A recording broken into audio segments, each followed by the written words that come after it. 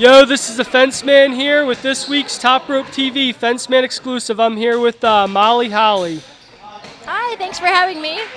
Okay, now Molly, this is an awesome seminar, by the way, and thank you for coming up here, and thanks to Joey Bellini with Warriors of Wrestling for having her. Now, first off, what was it like working for WCW and the Team Madness angle with Macho Man and Medusa?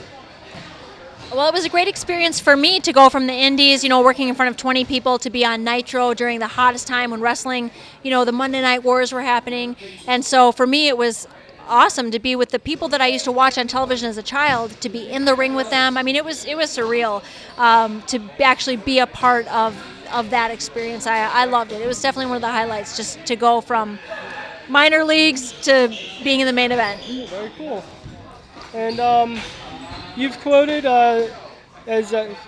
as saying that your angle in WWE with Spike Dudley has been one of the biggest highlights of your career.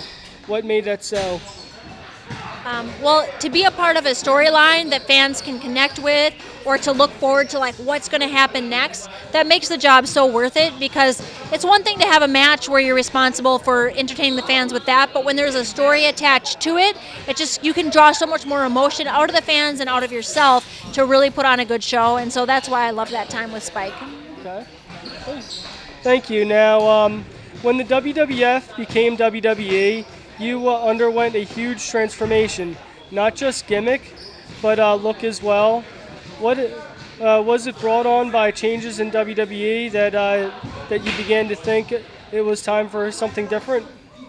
Well, they just needed a heel, and so they just told me to be a heel, and then they didn't really know what kind.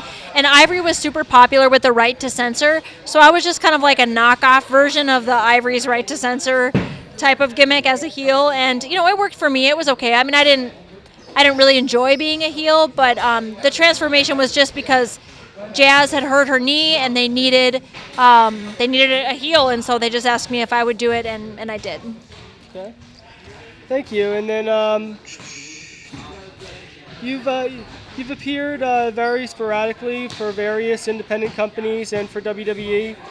But what made you decide to enter into the very first Women's Royal Rumble match? Well, I got the call from Talent Relations a couple of months before the Rumble, and they just asked me if I wanted to. And I told them I wasn't sure because I didn't want to disappoint the fans. I haven't really done any in-ring stuff for a really long time. I mean, over 10 years. And so I just was worried that I was going to disappoint. And so I was like, I don't know if I should. And they assured me that, I'd be able to practice and that everything would be fine. And so I agreed to do it. And I'm glad I did. It was really fun to catch up with old friends. Very cool. And now, will you be working any more on-screen events with WWE in the future? If they offer me a lot of money, the answer is yes. It's possible. I mean, I have no idea if they're calling me back to do stuff, but I'm always flattered when they remember me or ask me to do something. And so if they call me and if it's something I feel like I can pull off, then I'll probably say yes. Okay. Very cool. And now, what are your thoughts on Beth Phoenix? I know you and her have had a friendship with each other in the indie circuit. Now, would you like to talk about your friendship with Beth Phoenix at all?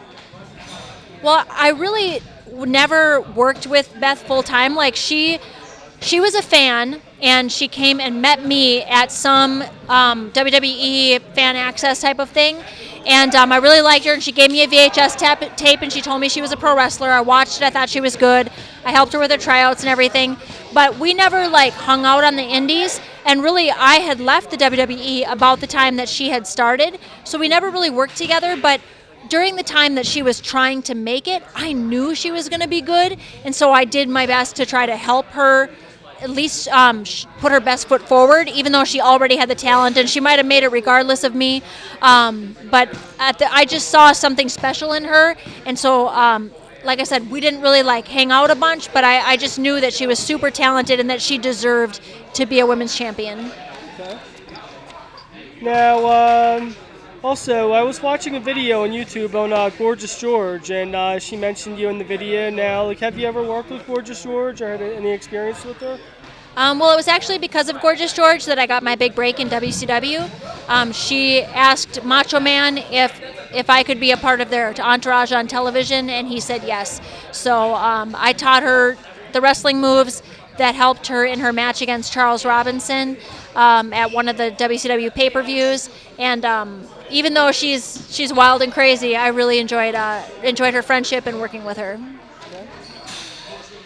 Now, also here's another question. I was also watching on YouTube as well about Substance Church. I was doing some research on you and your career since I know I'd be coming out here. I know personally I'm a Christian myself, and I have a strong belief in Jesus Christ and growing in my spirituality every day. Now, I saw you were talking about going to Substance Church. Now, could you tell the fans what faith you identify with and how does it affect your role being in the wrestling business? Yeah, so I'm like super into Jesus. I guess that's my affiliation, is that I'm a believer in Jesus Christ.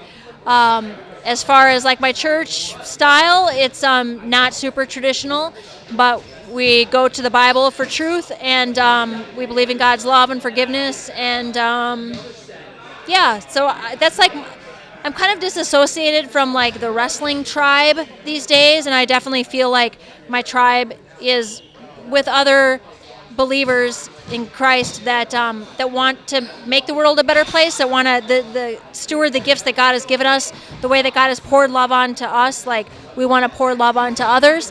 And so any group of people that love the Lord and really want to share that love by really loving our neighbors, like that's my tribe, and like who I love, who like energizes me now, I guess. Okay.